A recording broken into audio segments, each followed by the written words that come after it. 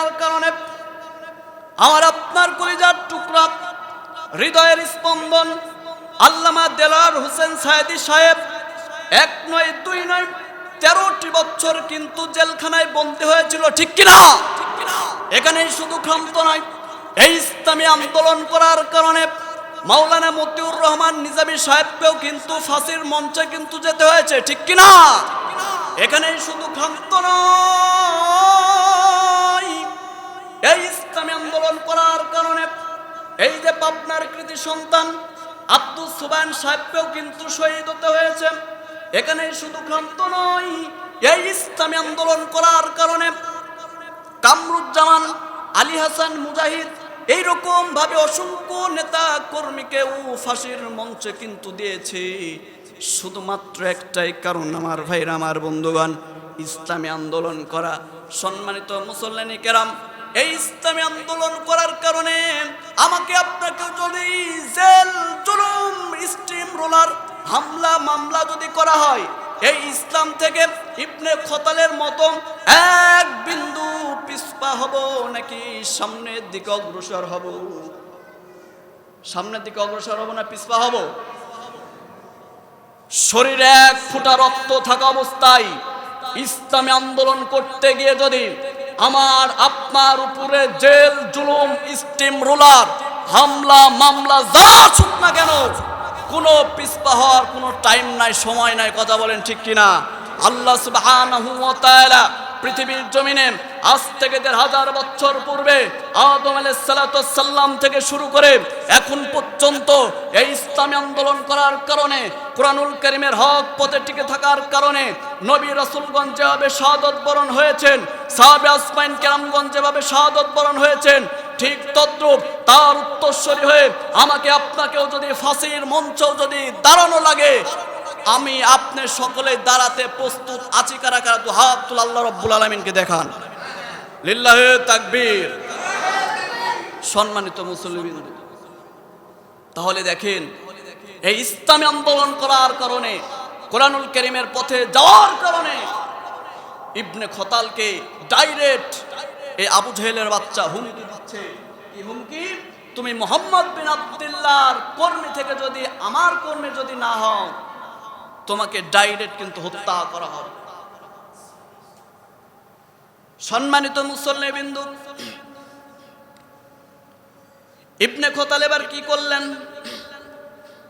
আবু জেহেল সহ তার সঙ্গ পাঙ্গদেরকে ডাক দিয়ে বলছেন, আমাকে তোমরা যতই হুমকি দাও না কেন, এই হুমকি কিন্তু কাজ হবে না।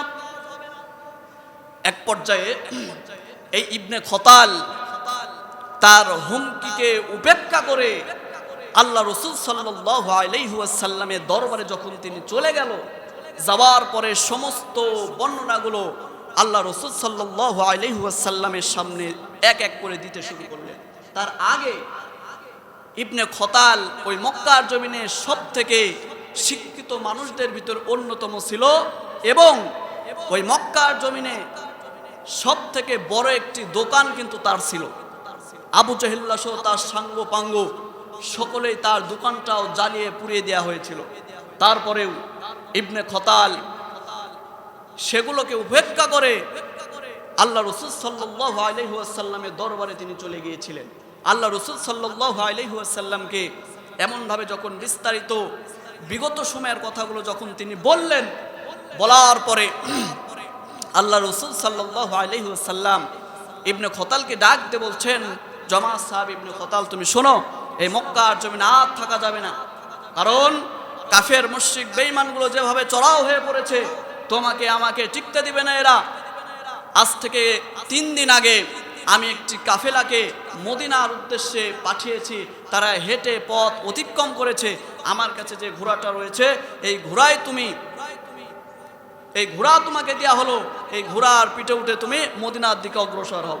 ইবনে খতাল এবার আল্লাহ রাসূল সাল্লাল্লাহু আলাইহি ওয়াসাল্লামের দেওয়া ঘোড়ার পিঠে উঠে যখন তিনি পথ অতিক্রম করলেন, এক পর্যায়ে ওই যে 3 দিন আগে ছেড়ে আসা যে কাফেলা, ওই কাফেলার সঙ্গে ইবনে খতাল তিনি যোগ হয়ে গেলেন।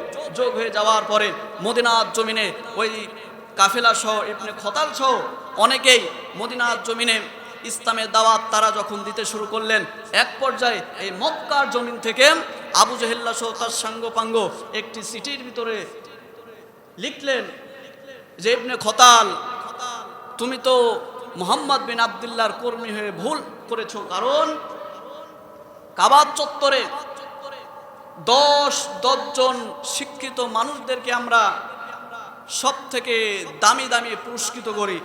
এই 10 জনের ভিতরে তোমার নাম ছিল 2 নম্বরে। ইবনে খতালকে এভাবে চিঠি লিখছেন। সর্বশেষ চিঠির ভিতরে আবু জেহেল্লা লিখছে, ইবনে খতাল তুমি শোনো, ওই মুহাম্মদ বিন আব্দুল্লাহর দল ত্যাগ করে, ইসলাম ত্যাগ করে যদি আমাদের সামনে আবার তুমি আসতে পারো, আমরা বলে দিলাম মক্কার জমিনে যেহেতু তুমি শিক্ষিত মানুষ, উচ্চ শিক্ষিত, এই মক্কার জমিনে তোমাকে শিক্ষামন্ত্রীর দায়িত্ব দেওয়া হবে। ইবনে খতালকে এভাবে যখন চিঠি লেখা হলো, আবু জেহেল যখন চিঠি লিখলেন, ইবনে খতাল যখন পেয়ে গেলেন, ওই যে গ্রামগঞ্জের ভাষায় একটা কথা আছে না, লোভে পাপ, পাপে মৃত্যু, একটা কথা আছে না। আবু জেহেল যখন এভাবে চিঠি লিখলেন, চিঠি লেখার পরে ইবনে খতাল যখন পেয়ে গেলেন যে এত বড় অফার আমাকে দিচ্ছে, শয়তান কিন্তু কুমন্ত্রণা দিচ্ছে, এত বড় অফার আমাকে দিচ্ছে, এক পর্যায়ে ওই যে আল্লাহ রাসূল সাল্লাল্লাহু আলাইহি ওয়াসাল্লামের পাঠানো 3 দিন আগে যে কাফেলা, ওই কাফেলার সঙ্গে কিন্তু ইবনে খতাল যোগ হয়েছিল। চিঠিটা পাওয়ার সঙ্গে সঙ্গে ইবনে খতাল ওই কাফেলাকে ছেড়ে তিনি নিজে একা মক্কায় আবার ডাইরেক্ট রিটার্ন করলেন, অর্থাৎ মক্কার জন্য ফিরে আসলেন।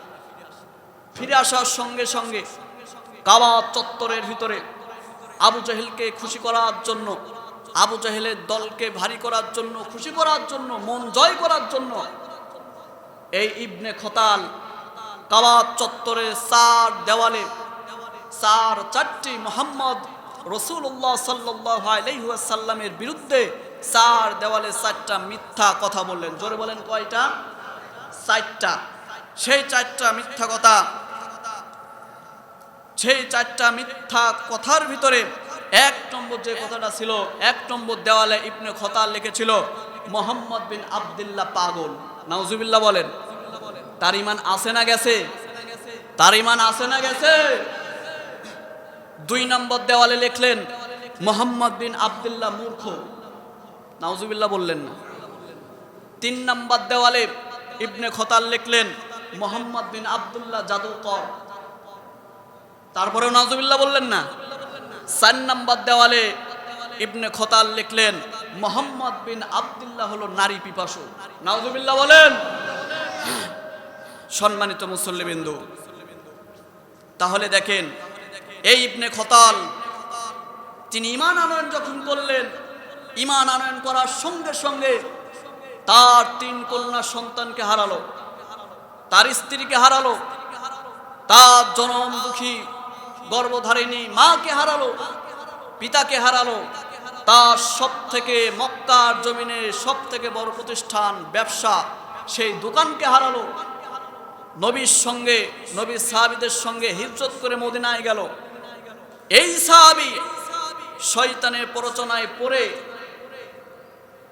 লোভে পাপ, পাপে মৃত্যু একটা কথা আছে, এই কাজ করে আবু জেহেলের চিঠি পেয়ে আবু জেহেলের দলে আবার ভর্তি হয়ে গেল। সম্মানিত মুসল্লিবৃন্দ, এভাবে যখন আল্লাহ রাসূল সাল্লাল্লাহু আলাইহি ওয়াসাল্লামের নামে যখন মিথ্যা 4টা তহমত যখন দিয়ে দিল, আল্লাহ রাসূল সাল্লাল্লাহু আলাইহি ওয়াসাল্লামের ডান পাশে ছিল হযরত ওমর রাদিয়াল্লাহু তাআলা আনহু। ওমর রাদিয়াল্লাহু তাআলা আনহু লাঙ্গা তরবারি নিয়ে আল্লাহ রাসূল সাল্লাল্লাহু আলাইহি ওয়াসাল্লামকে ডাক দিয়ে বলছেন, ইয়া রাসূলুল্লাহ, ইয়া হাবিবাল্লাহ, নবী গো, আমাকে আপনি অনুমতি দিয়ে দেন, এই মুহূর্তে আপনার সাবেক সাহাবী ইবনে খতালের কল্লাটা আমি এই মুহূর্তে আমি দ্বিখণ্ডিত করে দিব। আল্লাহর নবী সাল্লাল্লাহু আলাইহি ওয়াসাল্লাম ডাক দিয়ে বলছেন, ওমর, এজলিস, অর্থাৎ বসো, এত উত্তেজিত হওয়া যাবে না, সময়